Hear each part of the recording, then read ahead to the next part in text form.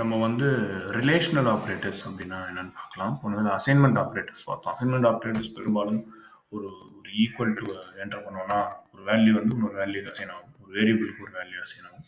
இன்னைக்கு என்ன பார்க்க போறோம்னா ரிலேஷனல் ஆப்ரேட்டர்ஸ். ரிலேஷனல் ஆப்ரேட்டர்ஸ் என்னென்ன இருக்குன்னா less than, greater than, less than or equal to, greater than or equal to, double equal to and not equal to. ரொம்ப சிம்பிளுங்க. So இது மட்டும் எப்படி யூஸ் பண்றது அப்படின்னு கற்றுக்கலாம்.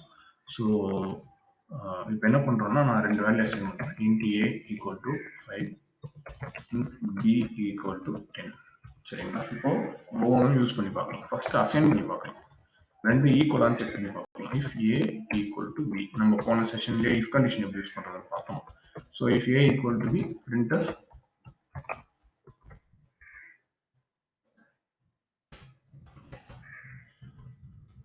not both are equal.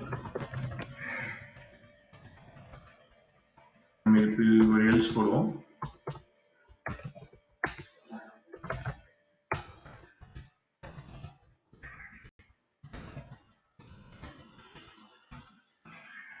இப்போ இதை ரன் பண்ணி பார்த்தோம் அப்படின்னா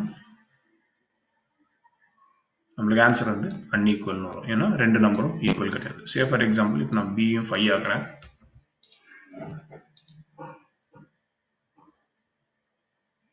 இப்போ ரன் பண்ணா போத் ஆர் ஈக்குவல்னு வரும். ஸோ இப்போ நம்ம தெரிஞ்சுக்க வேண்டிய விஷயங்கள் என்னன்னா, இப்போ ஏ டபுள் ஈக்குவல்ஸ் போட்டால் ரெண்டு வேல்யூ ஈக்குவலா சமமா அப்படின்னு செக் பண்ணி பார்ப்போம்.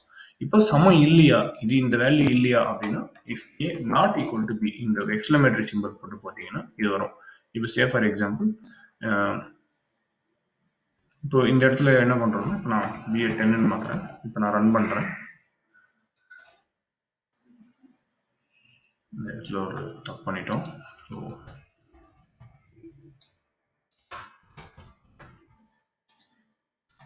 நம்ம என்ன புரிஞ்சுக்கணும் அப்படின்னா if A not equal to B, அப்போ 5 10 சமம் இல்லைன்னா போத் ஆர் அன்ஈக்குவல்னு பிரிண்ட் பண்ணணும். இதே ஈக்குவல்னா இப்போ வரும். ஸோ இங்க டபுள் ஈக்குவல்ஸ் போட்டீங்கன்னா இந்த ரெண்டு ஸ்டேட்மெண்ட்டும் அப்படியே மாறும். இதுதான் ஈக்குவல்ஸுக்கும் நாட் ஈக்குவல்ஸுக்கும் இருக்கிற வித்தியாசம். ஸோ இப்போ லெஸ் தேனும் கிரேட்டர் தேனும் பார்ப்போம். If A less than B, அதாவது இந்த வேல்யூ 5 இஸ் லெஸ் தேன் 10 அப்படின்னா நான் என்ன பண்ணுவேன்னா A is less than B. இப்போ இந்த இடத்துல இல்லைன்னா A is greater than B. So ரெண்டு கண்டிஷன் தான் இருக்க முடியும் இல்லையா? ஸோ ஒன்று ஏ வந்து 5 10, அப்போ என்ன பண்ண முடியும்னா 5 லெஸ் தேன் 10 ரன் பண்ணி பார்க்கலாம். So A is less than B. So வந்து ஏ வந்து பி விட சின்னது, 5 வந்து 10 விட சின்னது இல்லைங்களா? ஸோ வந்து இது பிரிண்ட் ஆகும். ஸோ இதே நான் வந்து மாற்றி செக் பண்ணுறேன். ஏ வந்து பியை விட பெருசா அப்படின்னு செக் பண்ணும்போது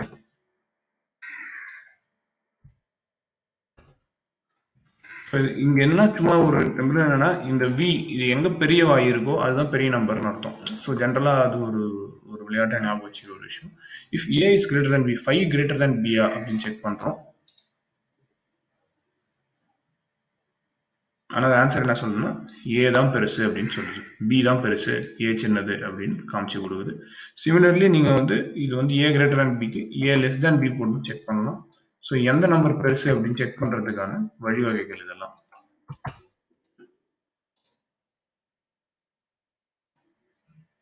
இது வந்து நீங்க நிறைய ப்ராக்டிஸ் பண்ணணும். ப்ராக்டிஸ் பண்ணீங்கன்னா மட்டும்தான் இது புரியும் எப்படின்னு சொல்லிட்டு. சரி, இதுல இன்னொரு கண்டிஷன் இருக்கு. இப்போ நான் ஏ பி ரெண்டுமே 5ன்னு வைக்கிறேன். இப்போ ஏ லெஸ் தேன் பியா, 5 லெஸ் தேன் பியா பாத்தீங்கன்னா இது உங்களுக்கான ஆன்சர் தப்பா வரும். ஏ கிரேட்டர் தேன் பின்னு காமிச்சிட்டு போயிடும். ஏன் காமிக்குதுன்னா ஆனா ஏ கிரேட்டர் தேன் பியா கிடையாது. இது வந்து ஏ வந்த வேல்யூ சமமாகவும் இருக்கலாம். ஸோ இப்போ என்ன பண்ணலாம்னா if A greater than or equal to B, ஒன்று கிரேட்டரா இருக்கணும் இல்லை ஈக்குவலா இருக்கணும். ஸோ இப்போ நான் 5னா 5லேருந்து அதுக்கு மேலே எவ்வளோ வேல்யூ வேணால் போகலாம். 5 இப்போ நான் 6 போட்டோம்னா அதுக்கு ஏற்ற மாதிரி வேல்யூ மாறும். ஸோ இப்போ A greater than or equal to B அப்படின்னு போட்டோம்னா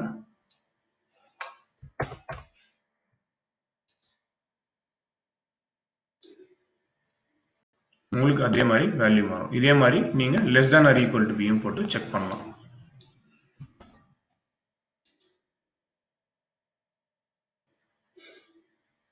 இது எல்லாத்தையுமே நல்லா நீட்டாக ப்ராக்டிஸ் பண்ணுங்கள். ஏதாவது டவுட் இருந்தால் என்னோட இமெயில் ஐடி டிஸ்கிரிப்ஷனில் இருக்குது, பிங் பண்ணுங்கள், நான் ஹெல்ப் பண்ணுறேன். Thank you so much.